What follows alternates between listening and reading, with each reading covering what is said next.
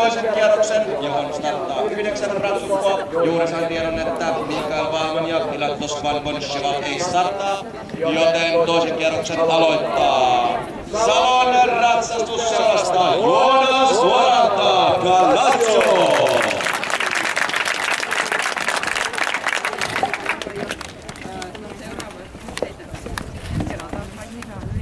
Ja voitonhan vie tässä luokassa ratsukko, jolla on 2 kierroksen jälkeen pienin virhepistemäärä ja paras aika toisella kierroksella.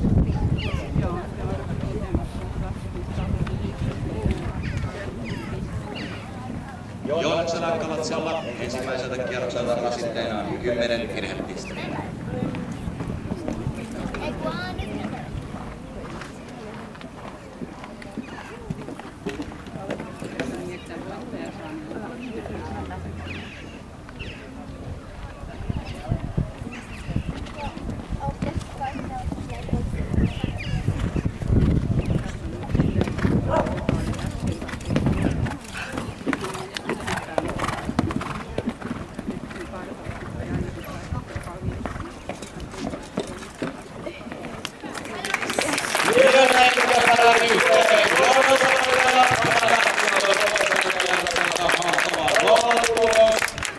Ja Joonakselle lopulliseksi tulokseksi